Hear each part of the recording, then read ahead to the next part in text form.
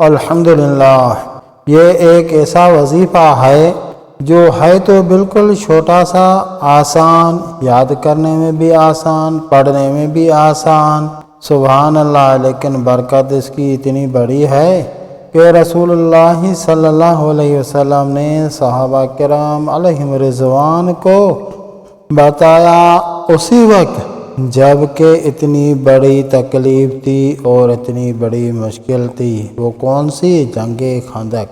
اللہ رحم کرے، ہر طرف سے دشمن گھیرے ہوئے تھے۔ یہ وہ وظیفہ ہے۔ حامیم وہ حروف مقطعات ہیں جو قرآن مجید میں کئی بار نازل ہوئے ہیں، کئی صورتوں کے ساتھ یہ حروف مقطعات ہیں، اور آگے ایک آیت ہے وہ اس کے علیحدہ ہے۔ حقیقت میں یہ دونوں ایک ساتھ نہیں ہیں، لیکن وظیفے اور حدیث میں یہ ایک ساتھ ہیں۔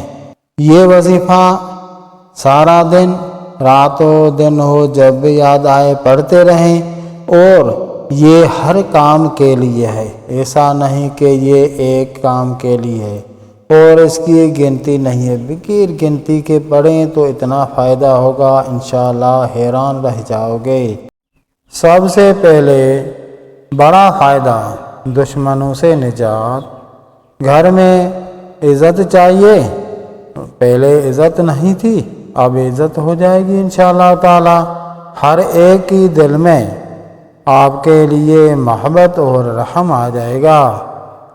آفس میں ہیں، آفس میں انشاءاللہ تعالی آپ کو عزت ملے گی، بہت بڑے برکات ہیں، کیونکہ یہ تو دشمنوں کے لیے تو پڑھا گیا تھا۔ دشمن کا مطلب صرف یہ نہیں ہے کہ کوئی کافر ہے تو وہی دشمن ہے بس، نہیں، یہ وہ بھی دشمنی ہے جو آپ سے حسد کرے، کوئی گولی سے، کوئی تلوار سے، کوئی زبان سے۔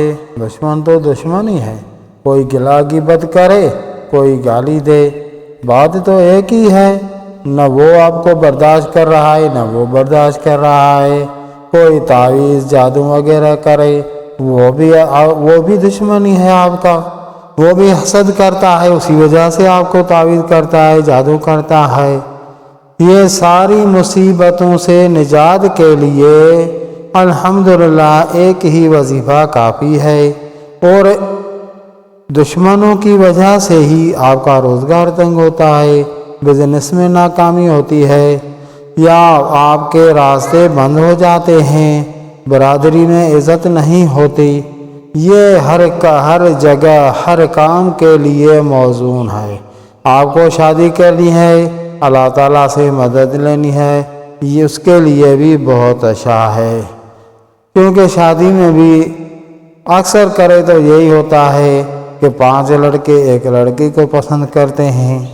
اللہ رحم کرے، یہ بھی وہی بات ہے، کہیں مقدمہ چل رہا ہے آپ کا، کوئی آپ کے ساتھ ظلم کر رہا ہے، بھلے گورنمنٹ میں ہے یا اور کہیں ہے، مقدمہ تو مقدمہ ہی ہے۔